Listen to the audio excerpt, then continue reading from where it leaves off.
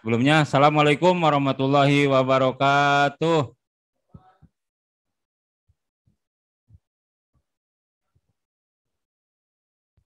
Jajan kompak paham kicimpring daun salam luhurna opak cenah kakuping ngawaler salam tapi jajan kompak.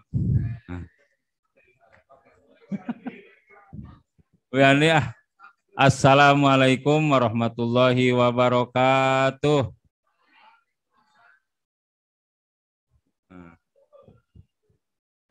Atur nuhun. Bismillahirrahmanirrahim. Alhamdulillahirabbil alamin. Alhamdulillahilladzi ala jami'in nikmah wa nikmatil jamaah. Asyhadu an la ilaha illallah wahdahu la syarikalah wa asyhadu anna Muhammadan abduhu wa rasul alladzi la nabiyya ba'dah wa la haula wa la quwata illa billah. Allahumma shalli wa sallim wa barik ala sayyidina Muhammadin wa ala alihi washabihi ajmain. Amma ba'du, yang kami hormati Ibu Kepala Sekolah SMK Pasundan 1 Cianjur, para Wakasek, para Kaprog, para wali kelas, Bapak dan Ibu guru, baik yang hadir di studio, juga yang di rumah. Namun sebelumnya alangkah baiknya kita berdoa dengan Ummul Quran, Suratul Fatihah. Mungkin ada di antara kita orang tua yang sedang sakit ataupun bapak dan ibu gurunya yang kurang fit atau kurang sehat. Kita doakan dari sini, dan siapapun yang sedang dirawat di rumah sakit ataupun di rumahnya, kita doakan mudah-mudahan mendapatkan kesembuhan dari Allah Subhanahu wa taala. Al-Fatihah. A'udzubillahi minasyaitonirrajim. Bismillahirrahmanirrahim.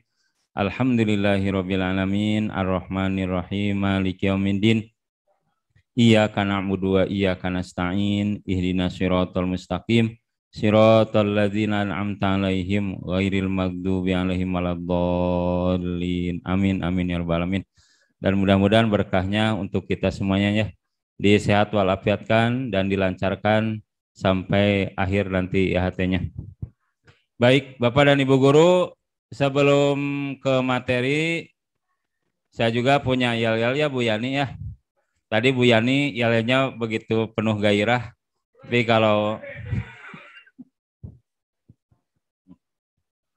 karena di sini narasumbernya adalah saya moderator juga, Pak narasumbernya notabene-nya Ustadz dua-duanya.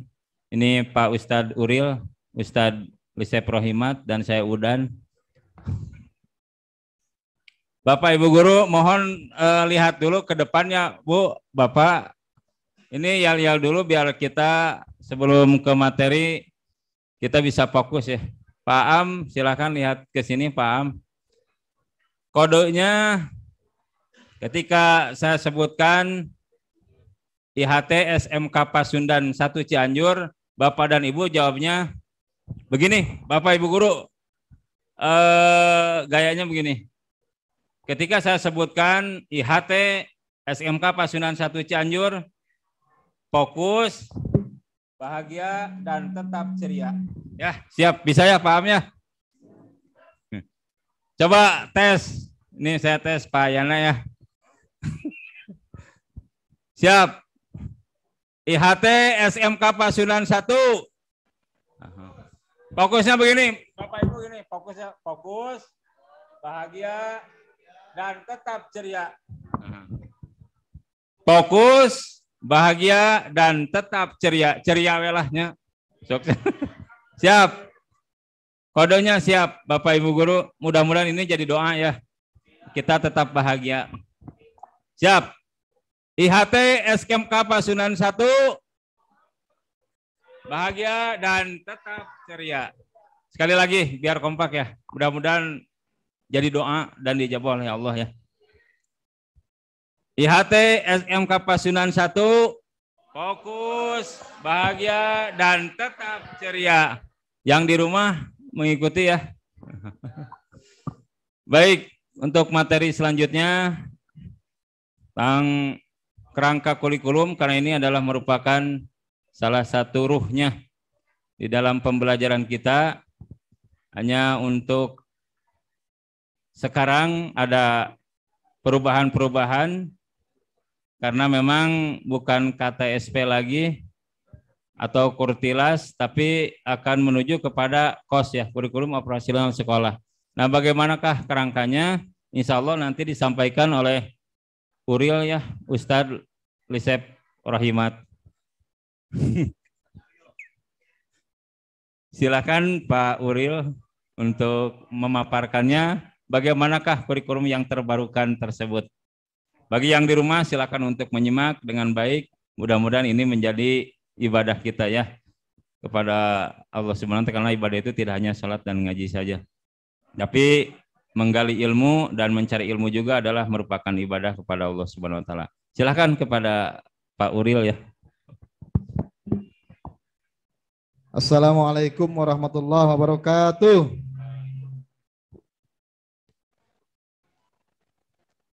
Ini masih ngobrolnya. Baik, bismillah, alhamdulillah, wa bihi nasta'inu ala umuri dunya waddini wa ala alihi wa sahbihi ajmain. Allahumma zidna ilman nafi'an wa razuqna fahman birahmatika ya arhamar rahim. Amma ba'du. Fa ya ibadallah ittaqullaha haqqa tuqatih wa la tamutunna illa wa antum muslimun. Pertama-tama mari kita panjatkan puji dan syukur kehadirat Allah Subhanahu wa taala yang telah melimpahkan rahmat dan kasih sayangnya kepada kita sehingga pada pagi hari ini kita diberikan anugerah oleh Allah bisa berkumpul dalam keadaan sehat walafiat. Sholawat serta salam semoga senantiasa tercurah limpahkan kepada baginda alam Nabi Muhammad sallallahu alaihi wasallam. Baik Bapak Ibu sekalian yang ada di forum ini ataupun yang daring yang saya hormati. Ini yang dari daring belum terlihat ada responnya nih. Ada berapa Pak Admin yang di daring? Ada 20, 30? Banyak ya. Coba yang di daring di on biar terlihat wajahnya. Baik, sambil tadi sudah terdengar dari Pak Moderator, Pak Udan, Ustadz Dani Hamdani yang sudah menyampaikan tadi yel-yelnya. Tapi kelihatan ini masih belum bisa cair. Kita cobalah ice breaking lagi satu kali lagi ya. Bisa enggak? Gitu. Biar tidak terlalu pusing mikirin asinkronus yang tadi di sesi pertama. Kita tinggalkan dulu asinkronusnya. Kita maju ke sinkronus dulu ya. Baik, dilepas dulu. Silakan kembali lagi ke tepuk tangan ya. Kita dulu coba belajar tepuk tangan ya. Oke. Siap. Kita coba dulu. Kalau saya bilang 1, ya,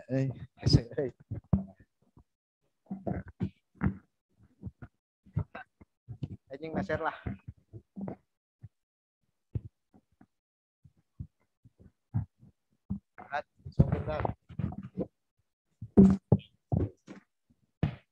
Semangat pagi. Semangat pagi. Baik, kalau saya bilang 1, tepuk tangan. Oke, bisa? 1. Yang di daring tolong dibuka aja sementara mic-nya. 1. Oke, kalau saya bilang 2. Bisa? Bisa. Ya. 2. Keluarkan suaranya biar kita bisa bebas berpikir dan kita merdeka berpikir. Jangan. Pak Am ngiringan Pak Am. Siap. 1, 2. Oh. Kalau saya bilang 3, sama. Sambil menengok ke kiri. Hah. Bau atuh. Bau atuh. Ngecek. untuk ngecek. Kalau hore. Ah, boleh. Oke. 3.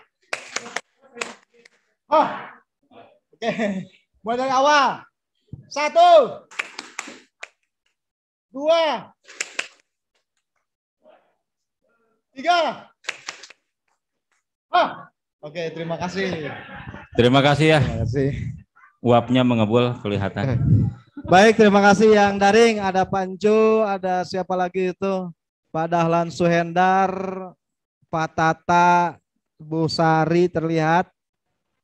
Baik Bapak Ibu sekalian, di sesi yang kedua, di hari ketiga, ini kaitan dengan kerangka kurikulum sekolah penggerak SMK Pusat Keunggulan. Sebelum masuk ke materi, saya coba ingin dulu berbagi dulu atau saya ingin menyapa dulu sahabat-sahabat yang ada di sini ataupun yang ada di daring. Berbagi pengalaman. Bagaimana ketika kurikulum 2013 dan bagaimana menghadapi kurikulum ini. Karena hampir mungkin semua yang ada di sini masih berpikir apakah ini kurikulum akan diberlakukan atau tidak. Ya. Baik, saya minta dari beberapa yang ada di sini untuk berbagi pengalaman kaitan dengan kurikulum yang sudah kita lakukan di tahun 2013 dengan kurikulum ini. Minta perwakilan di sini dari yang luring di sini. Pak Yana mungkin bisa menyampaikan Tentang kurikulum ya? Iya, tentang kurikulum yang 2013, pengalaman ketika diberlakukan kurikulum 2013, kemudian muncul kurikulum yang ini. Seperti apa? Merefleksikan aja. Merefleksikan. Bu Irma yang silakan. Mau Bu Irma, Pak Yana, silakan. Dan nanti dari yang dari daring juga nanti bisa menyampaikan pengalaman lah. Pengalaman ketika diberlakukan kurikulum 13 dan seperti apa? Ya, Pak Yana, silakan Pak Yana.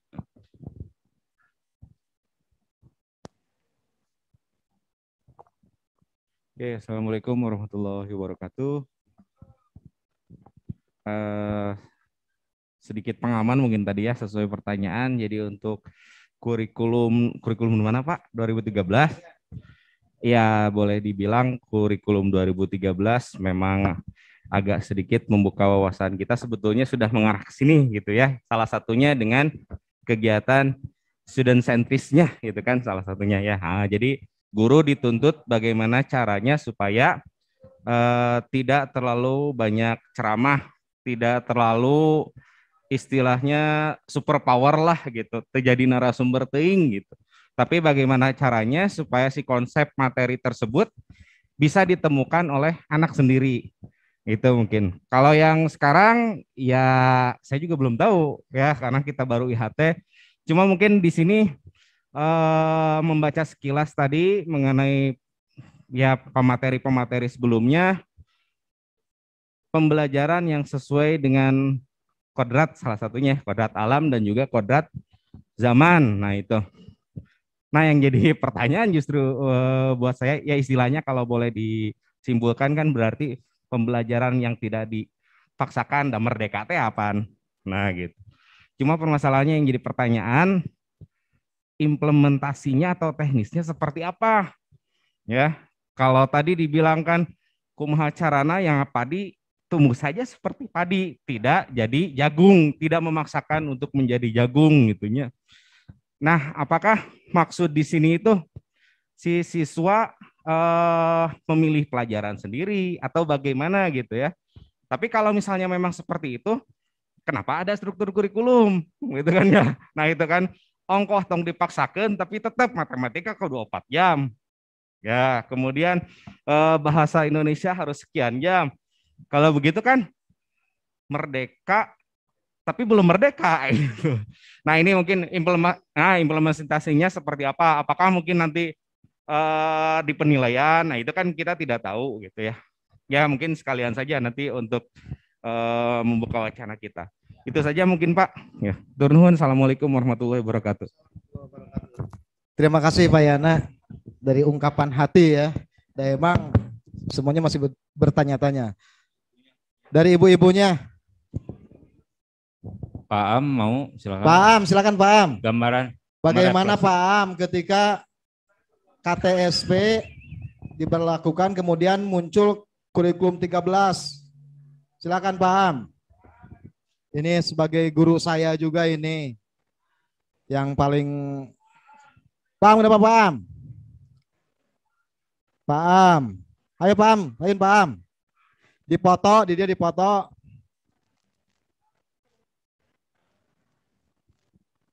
Atau yang lain silakan ibu-ibunya.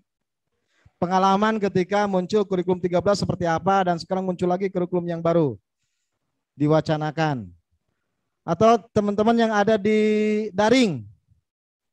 Silakan. Ada Ibu Sari Nur Asia.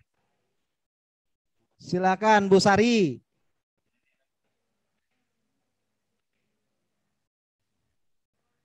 Di-unmute dulu Bu Sari.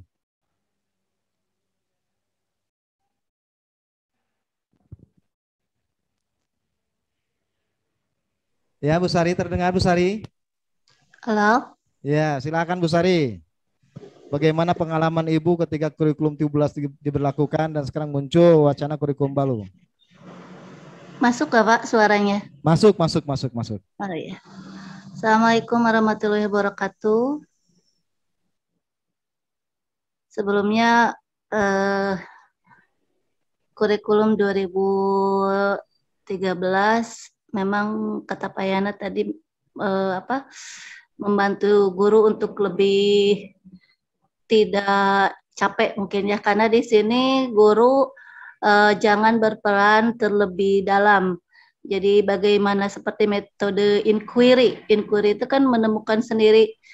Jadi kita memberikan hanya sekedar penjelasan, anak yang mencari lebih dalam gitu. Mungkin untuk di kelas yang aktif memang bagus gitu, tapi semua mungkin ada plus minusnya ya Pak ya. Untuk di kurikulum 13 itu lebih ke mendepankan kreativitas guru supaya anak lebih aktif lagi gitu. Bagus, cuman cara kita membangunnya itu mungkin masih agak sulit gitu, terutama di latar belakangi dengan karakteristik dari setiap siswa yang berbeda-beda. Mungkin itu saja Pak Lisep dari saya. Terima kasih. Terima kasih Bu Sari Monica. Terima kasih ya. Iya. Masih ada yang daring yang mau menyampaikan? Ada Pak Haji Uday. Pak Haji Uday, silakan Pak Haji Uday. Dari perbatasan deh. Pak Uday silakan.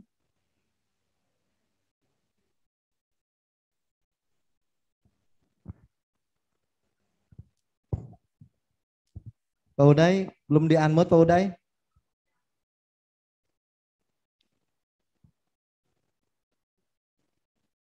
Silakan Pak Uday.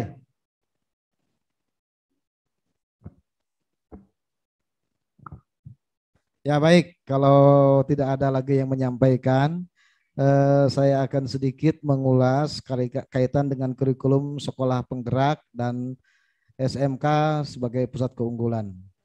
Pada dasarnya, pendidikan adalah hal yang paling mendasar ya bagi kemajuan sebuah bangsa.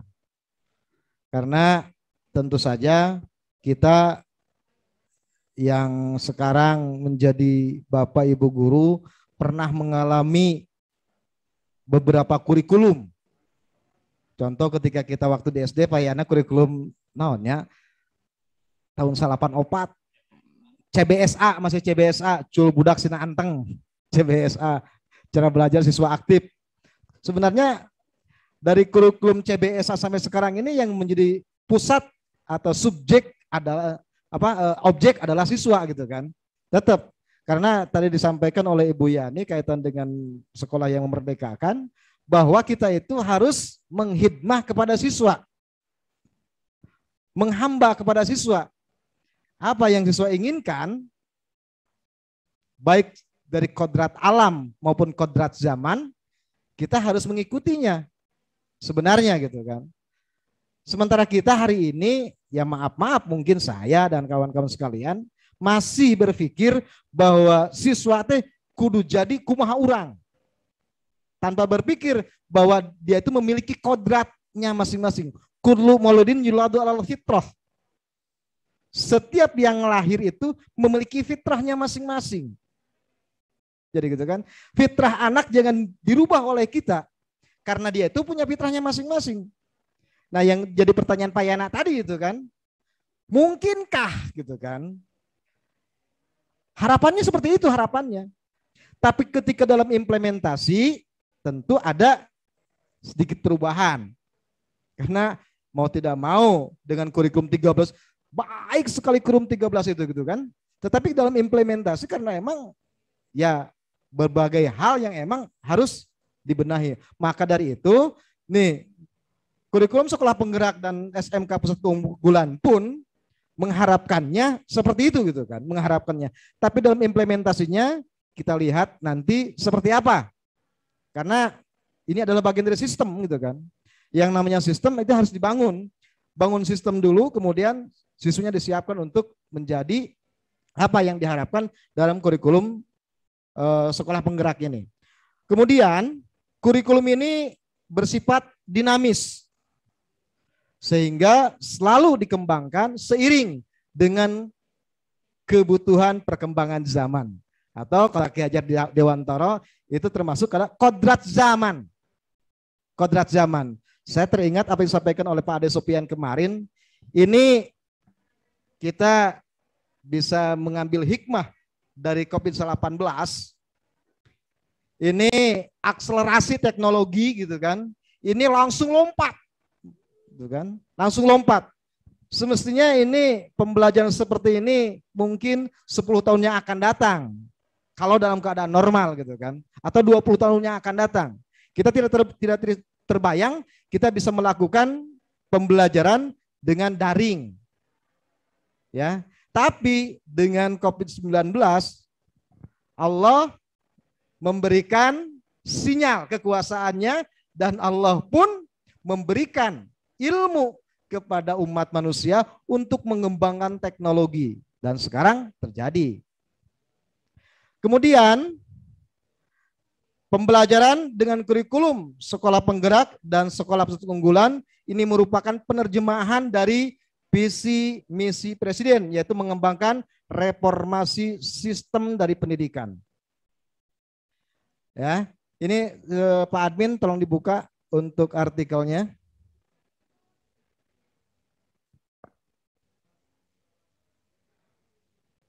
Ini mengapa perlu dilaksanakan kurikulum sekolah penggerak dan sekolah pusat keunggulan, SMK pusat keunggulan. Hal ini dilakukan agar di bawah. Ya, baik. 1, terdapat pembagian kewenangan yang jelas antara pemerintah pusat, daerah, dan satuan pendidikan. Nanti saya lebih jelaskan mana kewenangan daerah, mana kewenangan pusat, mana kewenangan satuan pendidikan. Kemudian dapat memperkuat integritas atau integrasi antara komponen dan kerangka kurikulum. Kemudian yang ketiga, dapat menerjemahkan standar nasional pendidikan yang terkait dengan kurikulum. Dan yang keempat, dapat menjawab tantangan kekinian dan masa depan. Ini yang poin keempat ini. Ini untuk menjawab tantangan kekinian dan masa depan. Kita, Bapak Ibu guru yang ada di sini, ini termasuknya generasi milenial mungkin. Ada generasi kolonial ada. Seperti saya mungkin yang usianya di atas 40 tahun itu masuknya ke generasi kolonial. Ada juga yang usianya di bawah 30 tahun ke bawah itu masuknya ke generasi milenial. Nah, anak-anak didik kita sekarang ini masuknya ke generasi Z. Generasi di mana segala sesuatu ini bisa instan. Segala sesuatu melalui media. Internet merupakan salah satu kebutuhan primer bagi kehidupan manusia di zaman modern sekarang. Jigana lamun urang gaduh artos pas antara meuli beas jeung meuli kuota jigana teh padugung-dugung heula. Lamun urang teu meuli kuota kumaha pagawean? Teu meuli beas kumaha kahirupan? Kegerubukan. Jadi emang ini internet ini merupakan kebutuhan primer Pak Agus. Harus lamun zaman ayeuna teu boga apalagi handphone itu kan yang Android, wah geus dianggap jadul. Pak Rustam geus ganti HP na ayeuna Android. Android oke anu 3 tahun ka tukang mah geus teu berlaku deui. Ini karena emang kita menjawab tantangan kekinian. Kemudian kurikulum sekolah penggerak dan SMK keunggulan telah melalui kajian ilmiah terbuka dengan melibatkan para ahli seperti ahli materi, kemudian ahli pendidikan, pakar psikologis perkembangan, organisasi profesi, praktisi, dan masing-masing bidang. Nah ini tahapan-tahapan yang emang dilewati dalam menyusun pelaksanaan kurikulum sekolah penggerak dan SMK pusat keunggulan. Baik, dilanjut Pak.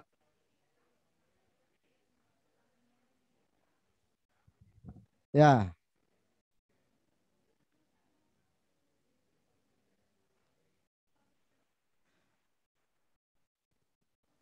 Baik. Tahapan-tahapan yang harus dilewati pada saat penyusunan kurikulum sekolah penggerak dan SMK pusat keunggulan dari hulu ke hilir secara logistik melalui proses seperti ini. Ada evaluasi implementasi kurikulum, analisis kebutuhan dan evaluasi, perencanaan proses pengembangan kurikulum, sekolah penggerak, dan SMK pusat keunggulan, penyusunan naskah akademik, pengembangan kurikulum sekolah penggerak. Nah ini bagian-bagian yang harus dilewati atau disusun sebagaimana mestinya. Kemudian dibuka Pak di yang kedua, tampilan yang kedua.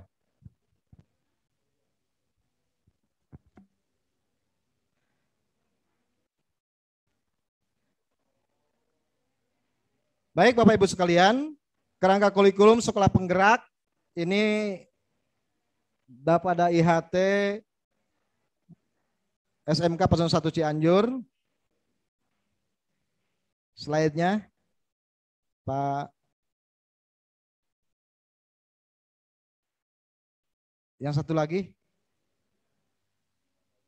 Nah ini ke bawah Pak. Terus satu lagi.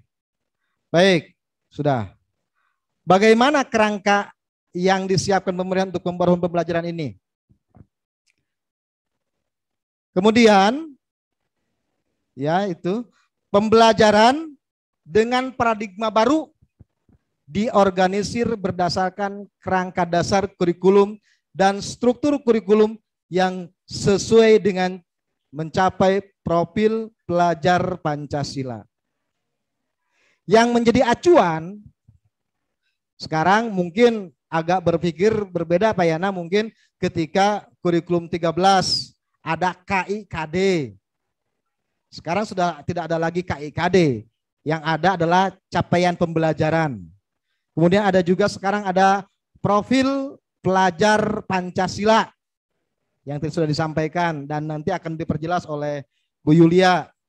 Ada berkeimanan dan berketakwaan, kemudian ada yang kedua kemandirian atau mandiri, kemudian ada gotong royong, kemudian ada kebinekaan global, ada kreatif, dan terakhir itu ada apa itu? Mandiri. Nanti Ibu Yulia yang menyampaikan lah itu. Nah, dalam penyusunan modul pun pada akhirnya kita melihat pada profil pelajar Pancasila itu gitu kan. Nah, nanti akan lebih jelas. Kemudian apa yang diharapkan dari pelatihan unit modul kerangka kurikulum ini? Yang diharapkan peserta dapat menggunakan materi yang dipelajari untuk memahami dasar pembelajaran dengan paradigma baru di sekolah penggerak dan SMK Pusat Keunggulan yang menggunakan kurikulum yang disesuaikan untuk mencapai kurikulum yang disesuaikan untuk mencapai profil pelajar Pancasila. Awas, jangan salah kata. Bukan profil pemuda Pancasila, awas. Profil pelajar Pancasila. Ya. Di sini ada peran pemangku kepentingan dari tingkat pusat sampai tingkat daerah. Ya, dari tingkat pusat maupun tingkat daerah. Ini kan tujuannya agar kita bisa membagi kepentingan, membagi peran pemerintah pusat, pemerintah daerah, dan satuan pendidikan. Mana yang digarap oleh pemerintah pusat, mana yang digarap oleh pemerintah daerah, mana yang harus digarap oleh satuan pendidikan. Jangan sampai bertumpang tindih. Saya teringat dulu ketika kurikulum 13 diberlakukan, kalau nggak salah paham, ada bahasa seperti ini. Guru mangke tekudu riweuh, tekudu nyeun RPP. Tapi anger we paham jadi RPP. Aduh. Leuheung RPP agama geus RPP seni budaya jeung bulani jeung paham ngadamel aduh riweuh. Jika gitu kan. Nah ini pun saya nggak tahu seperti apa nanti pada implementasinya. Mudah-mudahan ini akan mempermudah guru dalam pembelajaran, jangan sampai guru dipusingkan gitu kan. Maka di sini ada pembagian kewenangan. Ada kewenangan pusat, kewenangan daerah, dan kewenangan satuan pendidikan.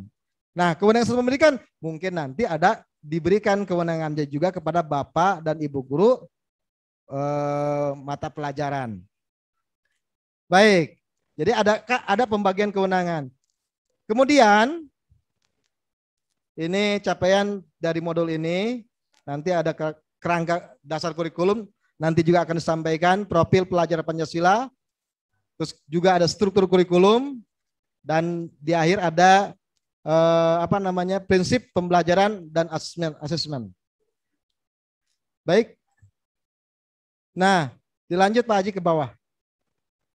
Terus satu lagi. Nah itu. Baik, kerangka dasar kurikulum, sekolah penggerak, SMK Pusat Keunggulan. Nah, peningkatan kualitas pendidikan membutuhkan penyesuaian kurikulum dan pembelajaran. Maka dilakukan penyesuaian, pengorganisasian, dan pembelajaran di sekolah penggerak dan SMK Pusat Keunggulan. Sesuai dengan apa yang menjadi filosofi dari tetap kita akan mengacu pada filosofi Ki Hajar Dewantara gitu kan. Jadi ada kodrat zaman. Ya, ada kodrat zaman di sini. Jadi kurikulum ini harus membutuhkan penyesuaian. Penyesuaian dengan kodrat zamannya. Ini adalah zaman generasi Z. Kita jangan memaksakan diri dengan generasi kita. Zaman bapak mah baheula. Ulah ngabandingkan zaman bapak baheula. Zaman ayeuna, orang hirup di zaman ayeuna. Jadi orang kudu menyesuaikan diri jeung kahirupan zaman ayeuna. Hal yang sangat mendasar seperti penggunaan alat komunikasi. Mungkin bapak-bapak dan ibu sekalian pernah mengalami hidup tanpa janji, Bu Rani ya. Bener nggak? Mau ketemu tanpa janji kan? Tanpa ditelepon, tanpa di SMS, pokoknya datang ke imana gitu kan. Rek panggih. Lamun zaman ayeuna gitu bisa moal. Lamun rek silaturahim, lamun teu ditelepon teu ngangkat moal dek datang nepi ka kibar ge. Telepon heula, teu diangkat, teu aktif HP lagi, teu jadi datang. Tapi zaman dulu orang rek aya, rek eueuh jelemana datangan. Ini kodrat zaman. Kita jangan memaksakan diri dengan kodrat zaman kita dulu. Kita masuk ke zaman sekarang, generasi Z. Generasi Opa titik kosong. Segala sesuatunya dengan teknologi. Da bigi guru agama kudu wayahna we kudu bisa gitu kan. Saku guru kapayana, guru kapayoga gitu kan. Da dianggapnya ke guru agama gaptek gitu kan. Emang da kumaha tuh. Kemudian kurikulum itu bersifat dinamis. Sehingga selalu dikembangkan seiring dengan kebutuhan perkembangan yang tadi saya sampaikan. Perlu pembelajaran dengan paradigma baru. Maka jangan salah. Ketika orang bertanya, karek kamari kurikulum 13 can beres, can dievaluasi, geus muncul deui wacana kurikulum baru. Ini bukan berarti pemerintah mencoba-coba gitu kan, tapi ini mengikut kodrat zaman gitu kan. Kebutuhan zaman sekarang itu sudah berkembang, terus berkembang dan berkembang, terus berkembang. Otomatis pemerintah harus mengikuti kodrat ini. Jangan sampai disampaikan tadi, guru eleh ke murid. Murid bangus googling terus, searching, guru nama sekian manual. Nah, salah satu upaya untuk pemberaharuan pembelajaran adalah dengan mengatur pembagian kewenangan antara pemerintah pusat, satuan pendidikan dalam hal pengelolaan pembelajaran. Ini ya, jadi intinya kita ada nanti pembagian kewenangan. Mana kewenangan? Walaupun sebenarnya di kurikulum 13 pun sudah ada ya pembagian kewenangan. Seperti KIKD itu disusun oleh pemerintah. Terus kemudian silabus juga sama, gitu kan? Kita hanya menyusun RPP, program remedial dan lain-lain. Mungkin untuk kurikulum sekarang yang dicanangkan yaitu kurikulum sekolah penggerak ini mudah-mudahan nanti bisa lebih berkembang jauh ke depan mengenai pembagian kewenangan. Baik, dilanjut. Nah, di sini ada kewenangan pusat, ada kewenangan satuan pendidikan.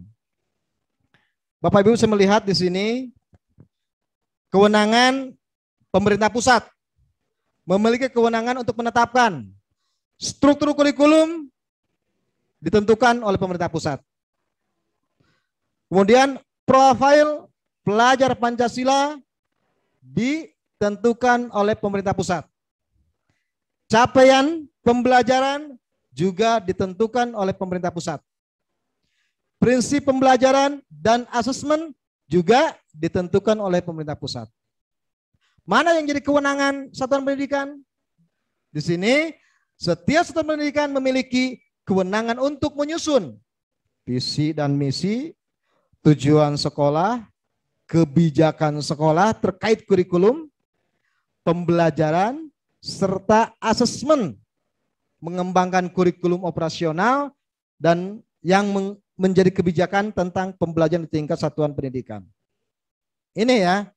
Kemudian dalam penyusunan atau pembagian kewenangan ini, pemerintah pusat memberikan kewenangan, memiliki kewenangan yang tadi, kemudian satuan pendidikan pun punya kewenangan. Kewenangannya tidak patung bukti nih. Di sini kalau visi dan misi sudah ada, sudah jangan lagi menyusun visi misi lagi gitu kan. Kalau yang sudah ada visi misinya, kemudian tujuan sekolah, kebijakan sekolah terkait kurikulum pun ini kewenangan dari sekolah atau satuan pendidikan. Ini dalam bagannya seperti ini. Ini sebenarnya sudah disampaikan kemarin oleh sekilas oleh Pak Pengawas. Dilanjut Pak Haji, bawa sedikit. Sebenarnya ini sudah disampaikan sekilas tentang kerangka kurikulum. Ya, ada yang ditetapkan oleh pemerintah, ya. Kemudian ada pula yang menjadi kewenangan. Ke bawah sedikit Pak Haji. Penjelasannya sudah di sana. Nah, ke atas Pak, ke atas. Nah, itu sudah. Nah, ini kewenangan pemerintah pusat yang tadi saya sampaikan kaitan dengan tujuan pendidikan nasional, urutannya, profil, kemudian standar kelulusan, standar isi ini sama. Yang jadi kewenangan dari satuan pendidikan, visi misi satuan pendidikan. Kemudian ada profil pelajar khas satuan pendidikan. Kalau secara nasional ada profil pelajar Pancasila, kalau di tingkat satuan pendidikan ada profil khas satuan pendidikan. Tentunya akan merujuk pada profil pelajar Pancasila. Kemudian juga kurikulum operasional di satuan pendidikan. Ini disusun oleh satuan pendidikan. Kemudian perangkat ajar yang dikembangkan secara mandiri. Ini pun disusun oleh satuan pendidikan. Cuman ada perbedaan istilah. Kalau dulu itu RPP, sekarang itu namanya modul pembelajaran. Nah, ada tambahan lagi, ada capaian pembelajaran, ada alur tujuan pembelajaran, ada tujuan pembelajaran, dan lain-lain. Ini akan disampaikan oleh kawan-kawan kami setelah kami nanti menyampaikan ini. Baik Bapak Ibu sekalian, itu materi tentang kerangka kurikulum, kaitan dengan kurikulum sekolah penggerak, SMK Pusat Keunggulan, dan ini mudah-mudahan ini bisa kita capai. Dan ini mudah-mudahan bisa lebih mempermudah kita dalam pembelajaran. Dan tentunya dalam hal ini kita berikhtiar dan berusaha bagaimana mencerdaskan kehidupan bangsa tentunya gitu kan. Yang seperti disampaikan oleh Ki Hajar Dewantara, ada 3 filosofi. Yang pertama apa? Ingarso sung tulodo, ketika di depan kita menjadi teladan, ya. Yang kedua, ing madya mangun karso, ketika kita di tengah-tengah membangun motivasi, dorongan, ya. Dan tuturi handayani, ketika di belakang kita mendorong, gitu kan. Jadi yang ini menjadi filosofi kita dalam kurikulum sekolah penggerak ini, dan mudah-mudahan kita senantiasa diberikan petunjuk oleh Allah Subhanahu wa taala untuk bisa melakukan apa yang diagendakan oleh pemerintah ini. Baik Bapak Ibu sekalian, untuk sementara untuk kerangka kurikulum saya sampaikan demikian. Terima kasih atas segala perhatian. Mohon maaf atas segala kekurangan. Apabila nanti ada yang perlu didiskusikan, kita diskusikan, dan mohon maaf mungkin kalau bisa saya jawab, kalau tidak bisa kita lemparkan lagi, kita diskusikan bersama-sama. Karena semuanya kita ini masih mendalami, dan kawan-kawan yang menyampaikan materi pun kita sama-sama belajar untuk mendalami apa inti dari sekolah penggerak ini gitu kan.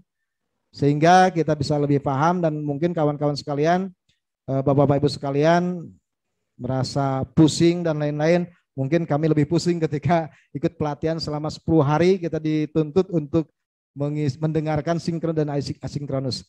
Terima kasih. Wassalamualaikum warahmatullahi wabarakatuh. Baik, jazakumullah sanul jaza urilnya Ustaz Lisep Rahimat. Tadi paparannya luar biasa ya. Saya kira sudah jelas, hanya perlu ditambahkan juga di mana peran pemerintah mengenai kurikulum ini, juga peran pengawas sekolah, peran kepala sekolah, peran Bapak dan Ibu guru mengenai kurikulum yang terbarukan ini. Ada ungkapan juga bahwa sekolah penggerak mengenai kurikulum SMKPK merupakan pembaruan kurikulum sebelumnya untuk meningkatkan kualitas hasil belajar siswa secara holistik dengan profil pelajar Pancasila. Itu tambahannya. Baik, untuk sesi selanjutnya barangkali seksi interaktif untuk tanya jawab, atau barangkali ada yang mau didiskusikan. Silakan dari kalangan bapak-bapaknya, atau yang di rumah yang daring juga silakan untuk berinteraktif. Kalau ada yang perlu ditanyakan, didiskusikannya. Atau dari ibu-ibunya? Bu Irma mau bertanya atau mau ditanya?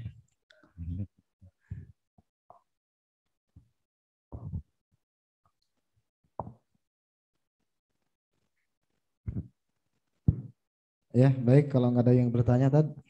Nah, ini juga ada ya, ada beberapa ungkapan. Jadi kurikulum sekolah penggerak itu pusat keunggulan meneruskan proses peningkatan kualitas pembelajaran yang telah diinisiasi kurikulum sebelumnya. Ya. Nah, juga perlu kolaborasi dari stakeholder karena ada banyak aspek-aspek yang harus dicapai pada capaian pembelajarannya. Ini ada juga yang masuk ya. Nah, tadi kata Pak Ustadz Lisep, betul bersifat dinamis dan harus mengikuti perkembangan zaman yang mana pendidikan itu harus berpusat kepada siswa dengan berbagai macam karakter yang dimiliki siswa dan mencapai pembelajaran sesuai dengan kodratnya. Ya, kodrat alam, kodrat zaman, dan kodratullah kesananya. Kodratullah. Ya, payana ya. Jadi sesuai dengan fitrahnya ya. Dalam Al-Quran juga fitratan nas ya. Itu hanya berpegangnya kepada long life education ya. Baik, ada yang mau ditanyakan baik yang di rumah ataupun yang di ruangan? Pak Awit, kalau mau bertanya mah boleh Pak Awit. Kita udah paham ya.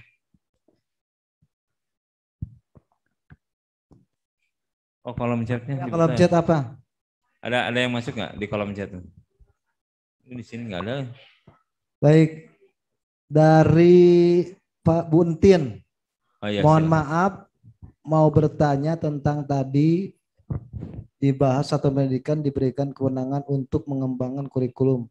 Berarti sekarang tidak ada keseragaman dalam setiap satuan pendidikan. Berarti tidak ada lagi standar yang baku ya. Baik, ini tadi saya sampaikan bahwa ada kewenangan pemerintah pusat, ada kewenangan pemerintah daerah, ada kewenangan satuan pendidikan. Kewenangan pemerintah menentukan tujuan pendidikan nasional.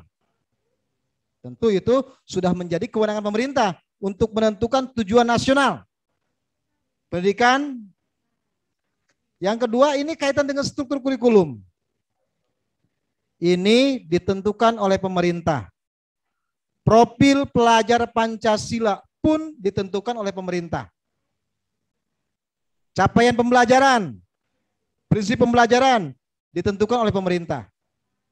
Agar apa? Agar satuan pendidikan tidak terlalu repot. Nah, yang berbeda itu yang menjadi kewenangan dari satuan pendidikan yaitu menyusun visi dan misi, tujuan sekolah, kebijakan sekolah. Gitu kan? Ini yang menjadi kewenangan satuan pendidikan. Pada dasarnya dan pada akhirnya ini ada keseragaman pula gitu kan. Ketika kebijakan pemerintah itu dimunculkan, maka setiap satuan pendidikan harus merujuk pada kebijakan pemerintah pusat. Kaitan dengan struktur kurikulumnya harus sesuai dengan kebijakan pusat. Profilnya harus sesuai dengan kebijakan pusat. CP-nya, kabayang lamun satuan pendidikan menentukan CP sendiri. Repotnya minta ampun, karek kurang nyusun RPP geus riweuh. Gitu kan? Kemudian prinsip pembelajarannya ditentukan oleh pemerintah.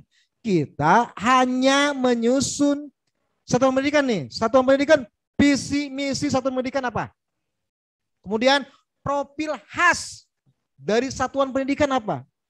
Nah, yang menjadi pekerjaan kita sebagai guru adalah menyusun modul pembelajaran sebagai kitab suci kita dalam pembelajaran.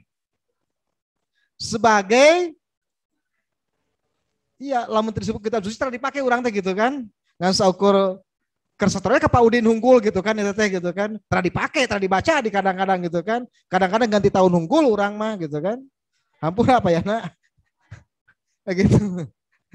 Nah, pada akhirnya jadi modul ini dijadikan sebagai acuan dalam pembelajaran. Dan mudah-mudahan kita ke depan ini modul ini sesuai dengan kehendak diri kita sendiri menyusunnya dan mengacu pada aturan-aturan atau literatur yang diberikan oleh pemerintah pusat atau pemerintah daerah atau yang dikeluarkan oleh satuan pendidikan. Jadi artinya kalau tidak ada keseragaman, masih ada keseragaman. Kenapa? Di mana keseragamannya? Dalam struktur kurikulumnya seragam semuanya, gitu kan. Kemudian dalam profilnya seragam. Kemudian dalam CP-nya pun seragam kita. Yang berbeda itu mungkin dalam visi misi satuan pendidikan. Kemudian dalam modul, dalam menyusun modul itu kan harus ada kesesuaian modul yang kita buat dengan kondisi real dari peserta didik. Sesuai dengan kodratnya anak kita gitu kan. Kodratnya. Seperti dicontohkan yang ada di jauh di sisi gunung yang di perkotaan, tentu secara secara geografis berbeda. Tentunya kulturnya pun akan berbeda. Kultur pembelajarannya akan berbeda. Biasa namun di lemur sok emut sim kuring ke di lemur aya istilah mayar SPP ku hayam. Yang kusuluh tadi daerah Bulamlam gitu baheula gitu kan. Aya keneh teh aya Bulamlam namanya. Bios Pak ambil mah cenah mayar SPP ku hayam we gitu kan. Itu kultur yang berbeda gitu kan. Kultur yang berbeda. Nah, di daerah masih seperti itu. Mungkin ini yang Bu Entin tanyakan. Jadi sebenarnya kalau disebut tidak ada keseragaman, ini standarnya jelas secara baku, standar struktur kurikulum, profil, capaian pembelajaran dan prinsip pembelajaran itu masih dikendalikan oleh pemerintah. Sedangkan satuan pendidikan hanya menyusun visi misi, tujuan sekolah, kemudian asesmen, pengembangan kurikulum operasional, KOS itu masih di kewenangan dari satuan pendidikan. Ya, kemudian dari Bu Neni Rihana, apa latar belakang pelajar Pancasila? Assalamualaikum, waalaikumsalam. Asbabun nuzulna. Sebenarnya asbab an-nuzul dari profil pelajar Pancasila ini diberikan atau dilihat dari filosofi dari Ki Hajar Dewantara juga gitu sebenarnya gitu kan. Jadi kemudian di dalam Pancasila kita lihat ada berketuhanan, profil itu Pak Mehmetnya berketuhanan berarti masuk ke sila pertama. Kemudian ada yang kedua gotong royong masuk ke sila ketiga persatuan. Kemudian ada berkebinekaan global. Ini masuk sila ke berapa Mamet? Ketiga ya, masih masuk ke persatuan dan kesatuan. Kemudian ada kemandirian. Ini masuk ke sila PKN. Silakan dan PKN diterjemahkan ya. Kegotong royongan. Ini masuk pada, jadi ngambilnya dari Pancasila gitu kan. Karena Pancasila merupakan dasar negara. Pancasila sebagai dasar negara, maka pendidikan pun harus mengacu ke sana. Nilai-nilai yang ada dalam Pancasila adalah yang masuk ke dalam profil pelajar Pancasila. Yang diharapkan pelajar-pelajar Indonesia nanti di generasi Z adalah manusia-manusia yang beriman dan bertakwa kepada Allah, memiliki nilai kegotong royongan persatuan dan kesatuan, memiliki kemandirian, memiliki kebinekaan global, memiliki kreativitas, dan memiliki satu lagi apa ya? Lupa saya satu lagi. Memiliki apa? Bernalar kritis. Ya, memiliki bernalar kritis. Itu yang diharapkan. Jadi kalau bicara dari mana ini profil pelajaran Pancasila, dari dasar negara kita Pancasila. Dan nanti akan lebih jelas, tuntas, lugas akan disampaikan oleh Ibu Haji Yulia. Baik, kemudian ada lagi yang masuk Pak Haji? Yang di atas itu apa? Pak Luhurun Buntin. Nah itu. Oh itu mah. Oh iya. Badai gentos HP.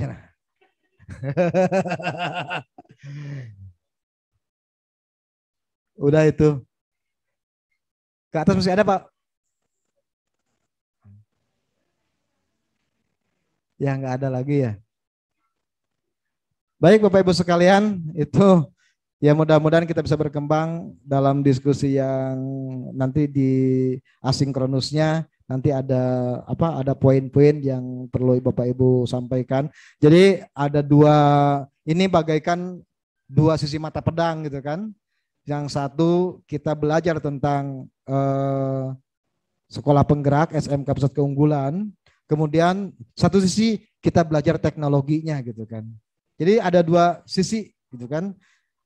Kita belajar tentang kurikulum ini, juga kita belajar mengasah otak kita tentang teknologi dan mengikuti zaman ini, kodrat zamannya Bu Amlam ya, kodrat zaman. Mau tidak mau kita harus mengikuti kodrat zaman ini. Baik, kalau tidak ada lagi silakan Pak Ustadz Dani. Baik. Menambahkan kalau ini tambahannya Bapak dan Ibu Guru untuk refleksi setelah memahami kurikulum sekolah penggerak ada beberapa poin. Yang pertama, hal-hal yang dipelajari di dalam kurikulum sekolah penggerak ini. Pertama, pemahaman tentang kerangka dan perubahan struktur kurikulum di sekolah penggerak.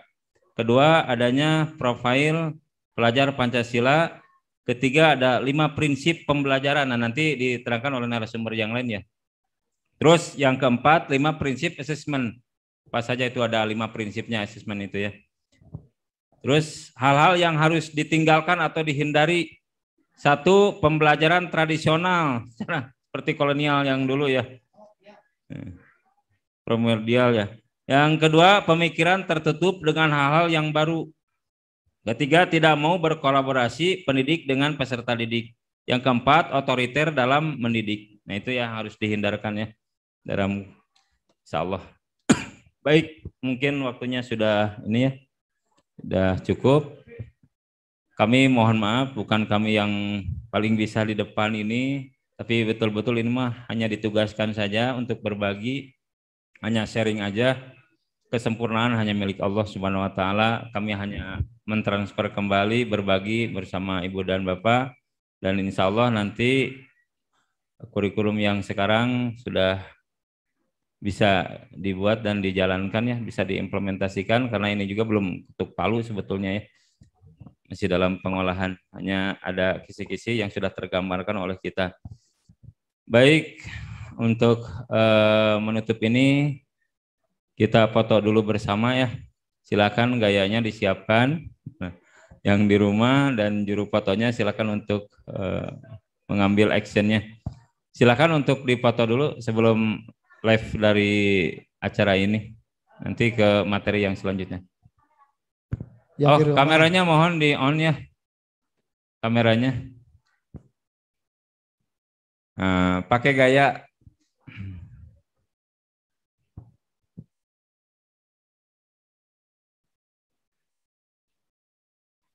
Udah pakai kode Bu, 1 udah, nanti ada yang merem nih fotonya.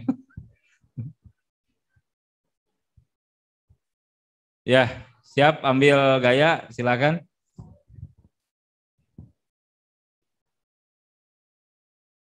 Pakai gaya Bapak Ibu, silakan mau dikeataskan tangannya. Ciri pendidikan merdeka.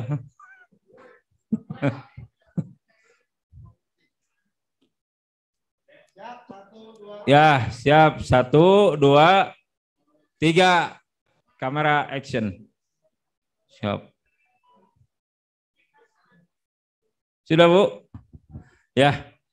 Terima kasih. Akhirnya saya harus beranjak juga dari tempat ini. Terima kasih atas atensinya dan mudah-mudahan ini menjadikan ilmu dan menambah keilmuan kita dan mudah-mudahan kita bisa menerapkannya dengan baik, benar ya.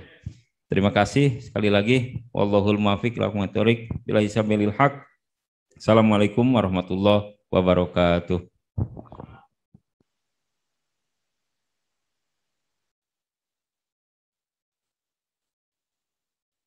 Silahkan boleh tepuk tangan ya Pak Awit ya.